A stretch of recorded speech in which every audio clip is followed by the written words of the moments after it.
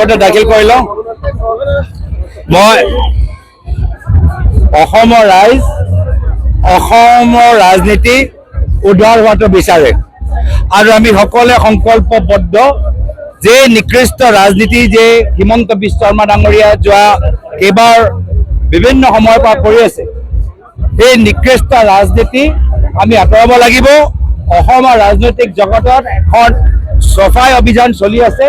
চফাই অভিযান হৈ যোৱাৰ পিছতে আমি সকলোৱে মিলিজুলি এখন নতুন বৰ অসম আমি সৃষ্টি কৰিব পাৰিম। কিন্তু বৰ্তমানৰ সময়ত অসমৰ লেতেৰা ৰাজনীতি আমাক নালাগে, অসমৰ নিকৃষ্ট ৰাজনীতি নালাগে।